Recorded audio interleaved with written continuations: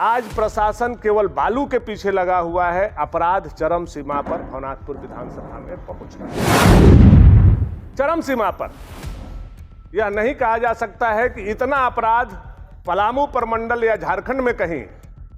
आप देखिए लगातार पिछले 1 साल से हम लोगों से ज्यादा तो आप लोग चीजों को छापते हैं, दिखाते हैं। कोई ऐसा छोटा कस्बा और शहर नहीं बचा है जहां चोरी और डकैती नहीं हो रही। थाना से 200 मीटर दूरी पर जमुना सेठ के दुकान को तोड़ दिया गया, आयरन चेस को कटर लगा के काट दिया गया, घंटों तक चोर उनका करोड़ों रुपए का संपत्ति चुरा के ले गए, आज तक उसका उद्भेदन।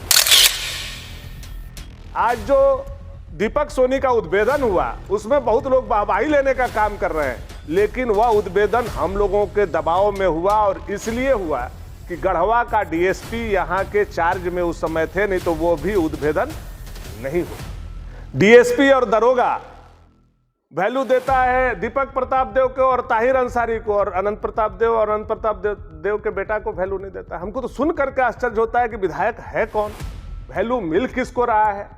ब्लॉक में आप चले जाइए, देखिए किस तरह से लूट भ्रष्टाचार बचा हुआ है। बिना कमीशन का कोई काम नहीं हो रहा है और विधायक जो है लेटर पैड पर मनरेगा का योजना लिख रहा है। विधायक जो है नगर पंचायत क्षेत्र में पड़ने वाला 10 लाख 5 लाख रुपया योजना का शिलान्यास कर रहा है। मैं इतने दिन तक विधायक रहा, हम लोगों का जो 10% मिलता था सांसद और विधायक को, मैं केवल उसका शिलान्यास नगर पंचायत क्षेत्र में करता था। कभी भी नगर पंचायत क्षेत्र के अतिक्रमण मैंने नहीं किया। लेकिन 15वें वित्त का, जिला परिषद का, नगर पंचायत का, मनरेगा का पूरे देश में अगर कोई शिलान्यास करने वाला विधायक होगा तो वह नालायक विधायक केवल और केवल अनंत प्रताप, जिसका कोई काम अपना नहीं है। 1 साल में 1 रुपया का काम नहीं किए। 15वां वित्त, मनरेगा और तरह तरह की जो योजनाएं हैं, जो पंचायती राज के प्रतिनिधि हैं, उनका हक मार करके यह आदमी शिलान्यास। मैं आप लोगों के माध्यम से यही कहने आया हूं कि इस क्षेत्र में जहां विकास कार्य रुका हुआ है, वहीं भ्रष्टाचार चरम पर है।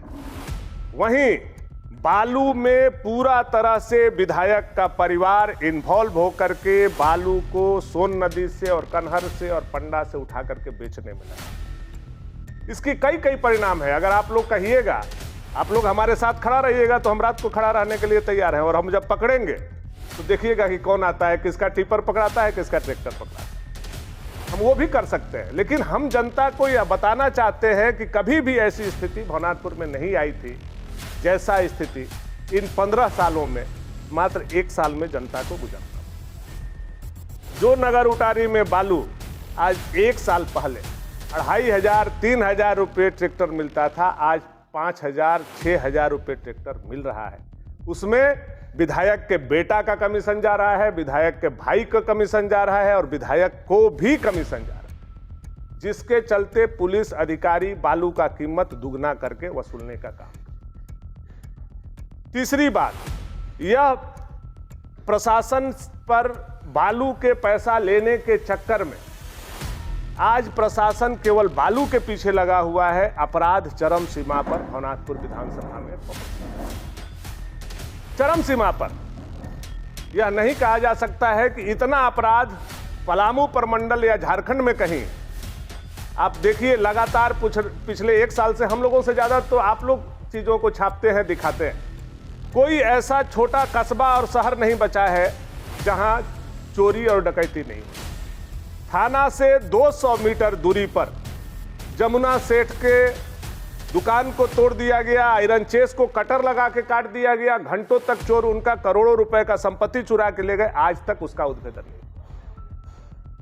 आज जो दीपक सोनी का उद्भेदन हुआ उसमें बहुत लोग वाहवाही लेने का काम कर रहे हैं, लेकिन वह उद्भेदन हम लोगों के दबाव में हुआ और इसलिए हुआ कि गढ़वा का डीएसपी यहां के चार्ज में उस समय थे, नहीं तो वो भी उद्भेदन नहीं होता।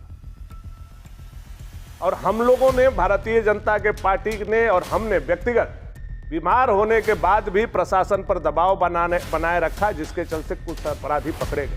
लेकिन कल ही देखिए 50 लाख का घटना हमारे यहाँ बिशुनपुरा में हुआ।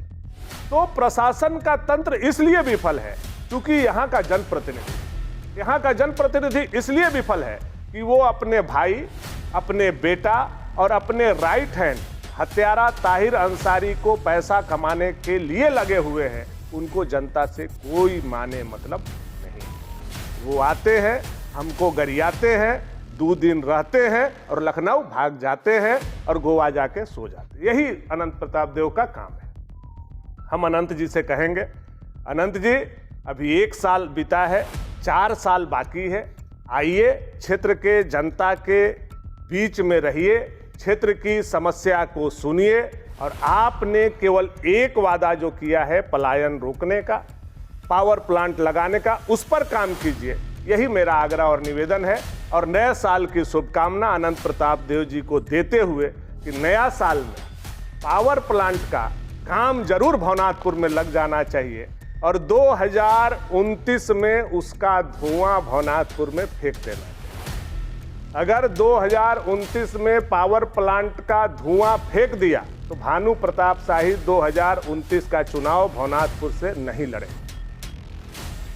और अगर 2029 का धुआं पावर प्लांट नहीं फेंकता है तो अनंत प्रताप देव को भी बाबा बंशीधर का सौगंध है कि उनको भी चुनाव या उनके बेटा को भी चुनाव नहीं लड़ना चाहिए। बहुत बहुत धन्यवाद।